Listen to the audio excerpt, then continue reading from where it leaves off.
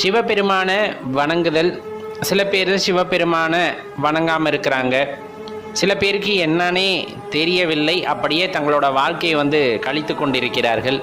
இப்படி பலவிதமான மனிதர்கள் இருக்கையில் ஒருவேளை நம்மளுக்கு சிவபெருமான பற்றின ஒரு அறிதல் இல்லாமல் புரிதல் இல்லாமல் இருந்திருந்தா என்ன நடந்திருக்கும் அப்படின்னு யோசிச்சு பாருங்க. ரொம்ப பயமான ஒரு விஷயம், ரொம்ப அச்சப்பட வேண்டிய விஷயம். ஒருவேளை சிவபெருமான பற்றின புரிதல் நமக்கு இல்லாமல் இருந்திருந்ததுன்னா இந்த இந்திரியங்கள்னு சொல்லக்கூடியது 5 பொறிகள் இருக்கு இல்லையா, அதுக்கு கட்டுப்பட்டே இருந்திருந்திருப்போம்.